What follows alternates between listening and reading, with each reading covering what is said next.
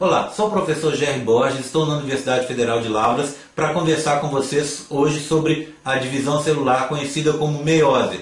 Além disso, gostaria de aproveitar a ocasião para discutirmos as implicações desse processo para a reprodução. Lembro a vocês que existem dois tipos de divisão celular nos organismos superiores. A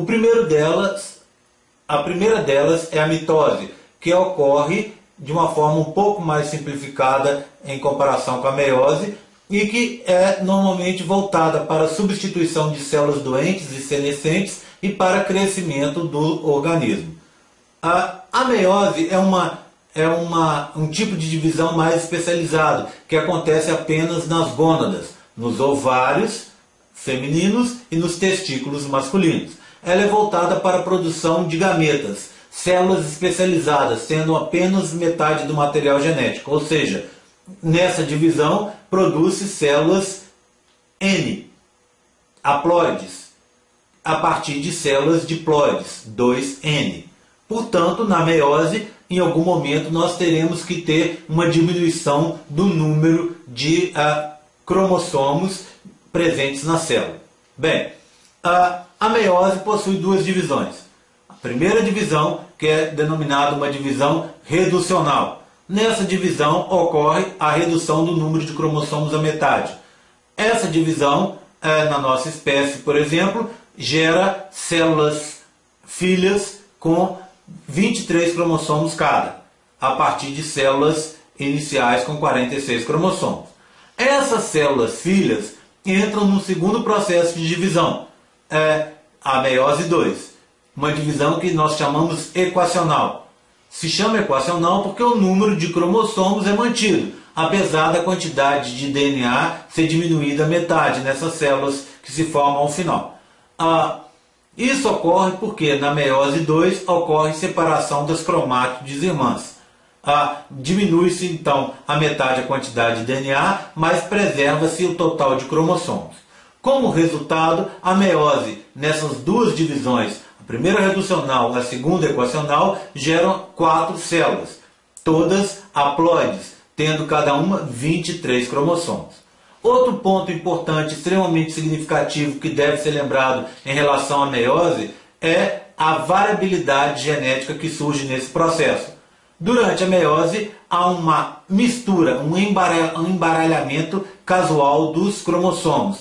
Essa mistura casual faz com que possam ser formados conjuntos diferentes a partir dos cromossomos paternos e maternos. É a recombinação cromossômica.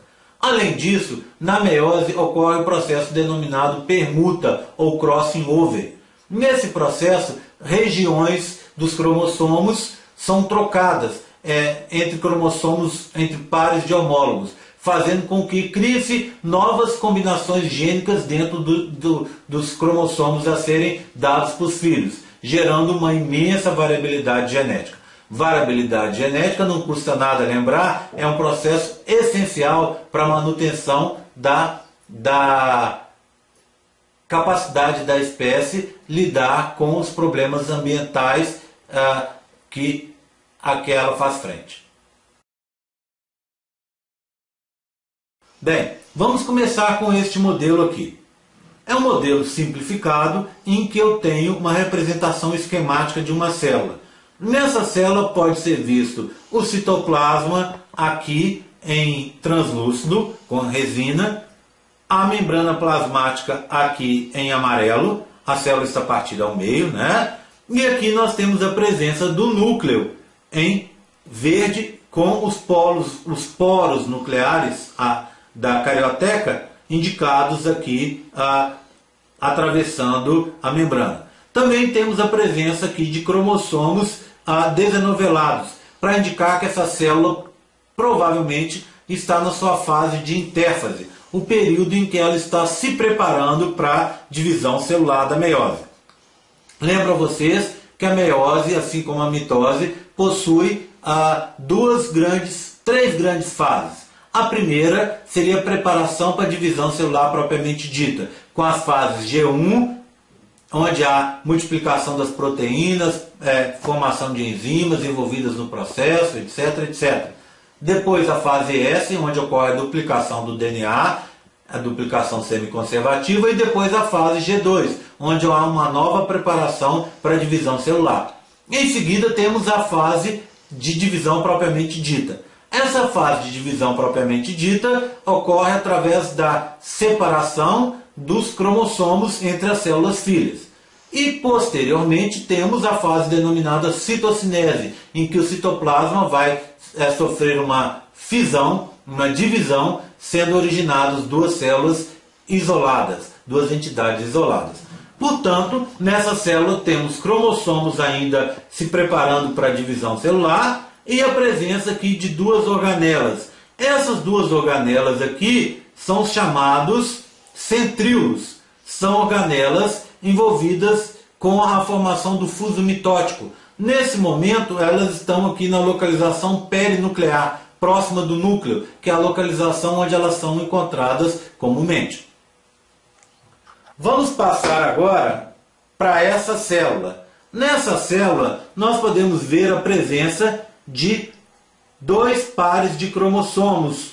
Esses cromossomos são similares entre si. Aqui eu tenho um rosa com lilás grandes e um rosa com lilás pequenos. Esses cromossomos são cromossomos chamados homólogos.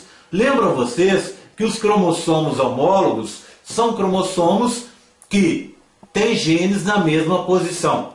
Nós, por exemplo, temos 23 pares de homólogos em nosso DNA. Os cromossomos homólogos têm os genes na mesma posição. Esses genes, numa pessoa, podem ser genes idênticos, a gente chama de homozigotos, ou genes diferentes, mas sempre os genes para as mesmas características estão na mesma posição. Além disso, os cromossomos homólogos têm uma similaridade de tamanho. A seguir, depois do emparelhamento dos homólogos, nós temos o processo de troca de segmentos dos cromossomos. É o crossing over que eu já descrevi para vocês anteriormente.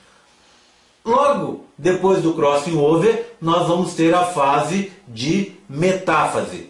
Nessa fase de metáfase, ocorre o emparelhamento de homólogos no meio da célula. Esse meio da célula é denominado equador celular. Nós já temos a duplicação dos centríolos, eles já duplicaram, e a partir deles se formaram as fibras do fuso mitótico. Uma aqui, outra aqui, tá vendo? E cada fibra dessa vai prender um homólogo. Então temos um pareamento dos homólogos na região central da célula, chamada equador celular. Vocês podem notar que, diferentemente do outro modelo que eu mostrei para vocês, agora nós não temos cromossomos simplesmente totalmente rosas ou totalmente lilazes. Isso ocorre porque aqui eu estou indicando para vocês a ocorrência do crossing over, de trocas de segmentos entre esses cromossomos. Em outras palavras, esse cromossomo rosa, grande aqui, tem pontinhas lilazes. Por quê? Ele recebeu do seu homólogo lilás as suas duas extremidades. E passou para o seu homólogo as duas partes rosas que ele havia perdido, as suas duas extremidades rosas. E assim, a mesma coisa nós podemos ver nesse cromossomo menor. Bem, logo após o processo de pareamento dos cromossomos no equador celular, nós temos a separação de homólogos. Aquele emparelhamento nós chamamos de metáfase 1. Nessa fase nós temos o distanciamento dos homólogos, a separação dos homólogos, que vão ser direcionados para a periferia, para as extremidades, para os polos das células. Então, essa fase de separação de homólogos é a chamada anáfase 1.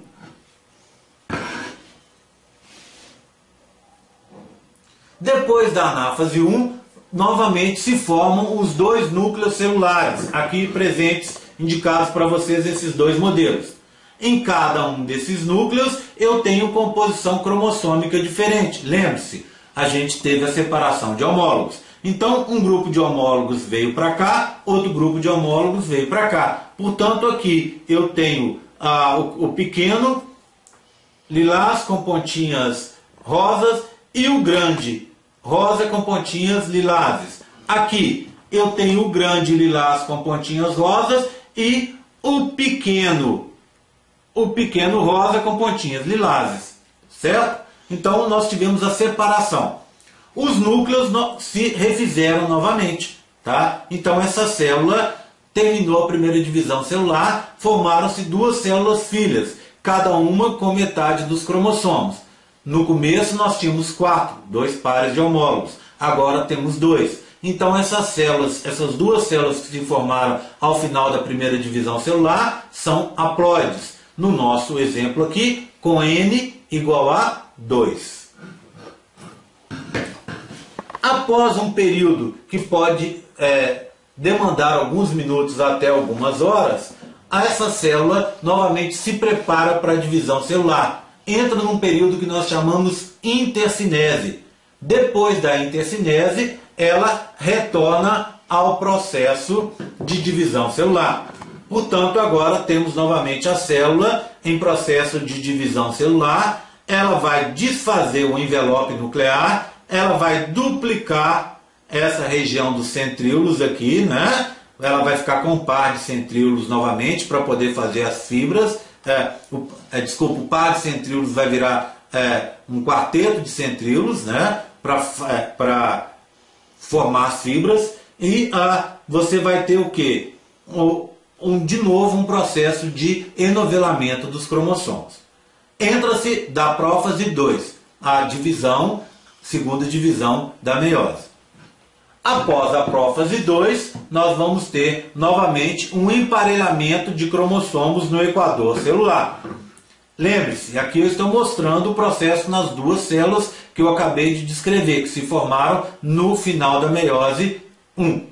Então, forma-se agora o quê? Um emparelhamento de cromossomos no equador. Só que esse emparelhamento aqui não é de pares de homólogos. Lembra-se quando mostramos o primeiro emparelhamento? Era um emparelhamento na metáfase 1 de pares de homólogos. Agora temos o emparelhamento de cromossomos isolados no equador celular. Não há sentido falar de emparelhamento de pares de homólogos agora, já que os pares de homólogos foram separados na primeira divisão celular. Agora, se emparelham e ocorre uma separação de cromátides irmãs. Lembre-se, nós tivemos no início, na fase S da intérfase, antes do início da meiose, a duplicação semiconservativa, que gerou cromátides formadas por duas fitas de DNA exatamente idênticas. Então, nós temos esse emparelhamento aqui. E, depois de algum tempo, nós vamos ter o processo de separação das cromátides irmãs. Uma vai para um canto, uma parte vai para um canto, outra parte vai para o outro. E assim sucessivamente. É o processo que nós chamamos de metáfase 2. Após a metáfase 2, nós temos a anáfase 2, separação das cromátides irmãs.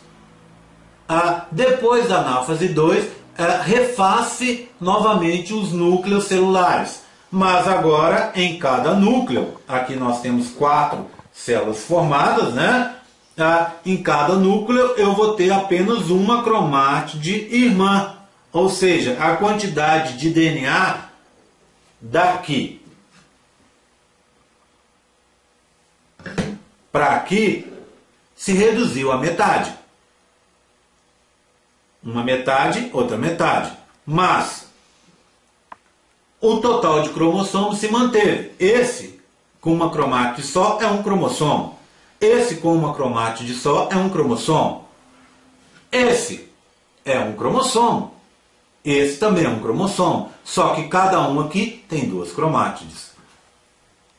Bem, resultado do processo meiótico. Acompanhem comigo. Formam-se 4 células. 4 células inteiramente diferentes entre si. Por quê? Cada uma vai ter um conjunto de cromossomos diferenciados. Isso gera variabilidade genética, que, conforme falei com vocês anteriormente, é essencial para a sobrevivência de uma espécie. Após essas explicações, espero que vocês consigam explicar os principais eventos envolvidos no processo da meiose. Consigam também diferenciar essa divisão celular da mitose e as duas partes da meiose, meiose 1 e meiose 2. Além disso, espero que vocês consigam saber a importância da variabilidade genética para a sobrevivência de uma espécie.